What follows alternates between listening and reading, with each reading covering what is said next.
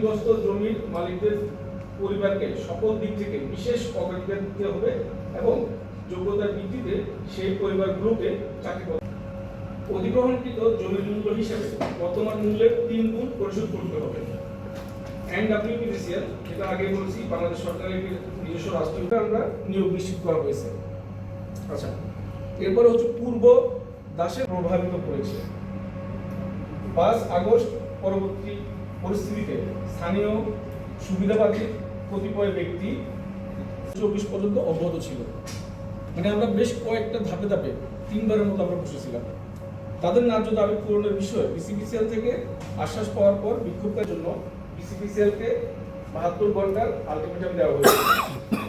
বিক্ষোভে জালপাট নির্মাণ, বৃক্ষরোপণ, মসজিদ নির্মাণ, বিনামূল্যে কম্পিউটার প্রশিক্ষণ প্রদান, মেয়েদের সেলাই প্রশিক্ষণ, ড্রাইভিং প্রশিক্ষণ কর্তৃক গৃহীত উন্নয়ন ব্যবস্থাটি পর্যবেক্ষণ এবং ক্ষতিগ্রস্ত পরিবারগুলো সাহায্য করার জন্য একটি কমিটি গঠন করতে হবে।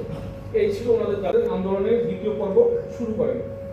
13 জানুয়ারি 2025 তারিখে তারা অবস্থান ও বিক্ষোভ অব্যাহত রাখেন। পরবর্তীতে